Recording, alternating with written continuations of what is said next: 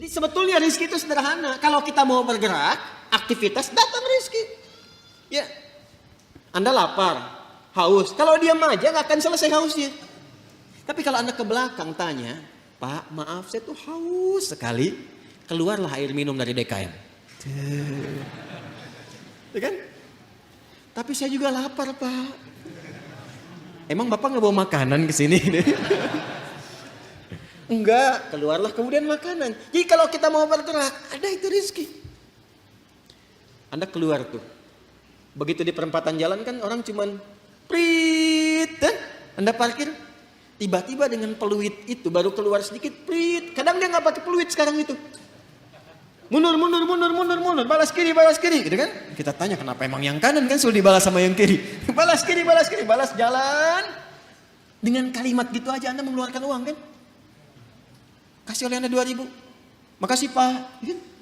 Kasih 5.000. Makasih Om. Ya? Udah pindah tuh. Kasih 10.000. Makasih Bos. Gitu kan? Ya kan? Kebayang ya? Jadi kalau kita mau bergerak, sebetulnya rezeki itu turun. Hanya nanti ada yang diakumulasikan, ada yang diberikan seketika. Ada yang sifatnya akumulatif. Sebetulnya hasil ikhtiar Anda hari ini, cuman mungkin diberikannya besok.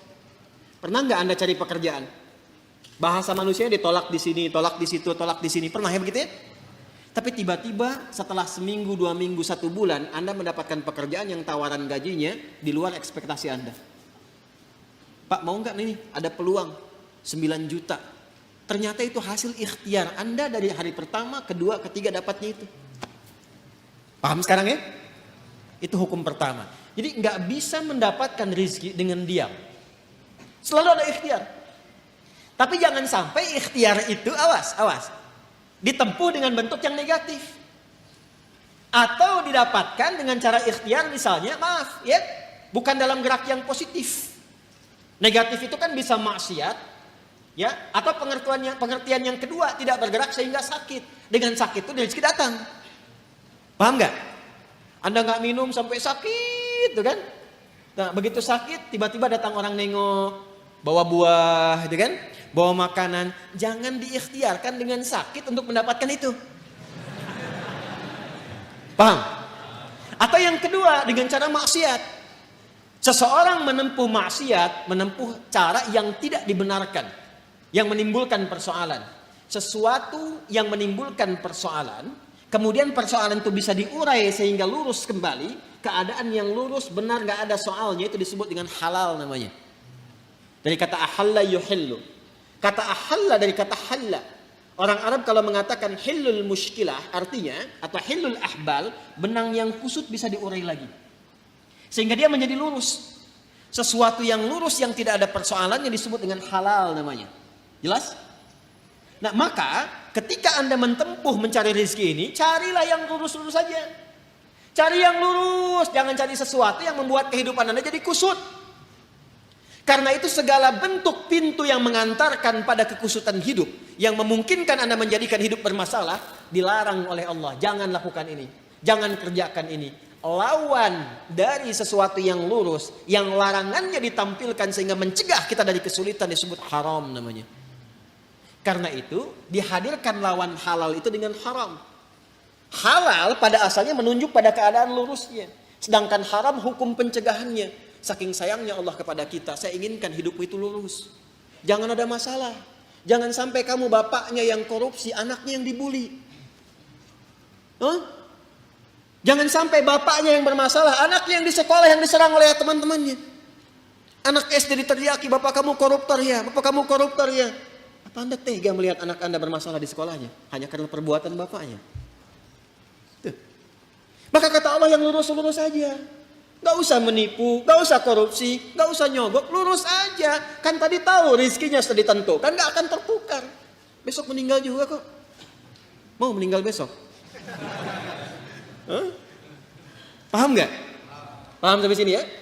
Nah, kalau sudah paham, kalau sudah dapat yang itu, cari yang baik-baik untuk tubuh kita. Tadi jangan sampai mendapatkan sesuatu, betul cara dapatnya halal.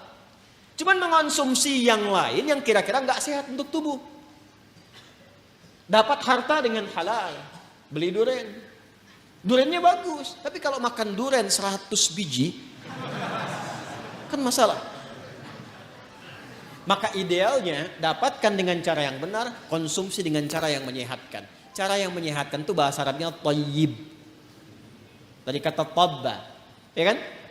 Orang yang berkontribusi membantu supaya sehat disebut tabib. Bahasa kitanya dokter. Maka Allah tegaskan supaya kita nggak banyak nanya lagi, kulu mimma fil ardi halalan thayyiban. Itu maksudnya. Halalan thayyiban. Ya. Jadi mencari rezekinya di mana? Halo? Di langit telah ditetapkan rezeki. Diturunkan ke mana? Ke bumi. Maka cara kita berikhtiar, ikhtiarnya di mana? Di bumi. Tapi apakah mungkin mencari rezeki di bumi, semuanya bumi kita kelilingin? Tidak kan? Karena itulah ayatnya mengatakan mimma, singkatan dari min dan ma, di setiap tempat yang mampu engkau pijak. Jadi kalau misalnya Anda merasa nggak ada peluang di sekitaran ini, pindah. Kan Bekasi luas. Itu baru Bekasi. Nggak ada di PTM pindah PJS, nggak ada PJS pindah Greenview, nggak ada di sini pindah Pekayon. Pekayon aja masih luas. Nggak ada di selatan pindah utara. Nggak ada utara, pindah timur. Kan? Nggak ada di timur, pindah dari kota ke kabupaten, Kabupaten Bekasi. Nggak ada di situ, geser, pindah Depok. Nggak ada Depok, pindah. Banyak sekali tempat bisa dipijak.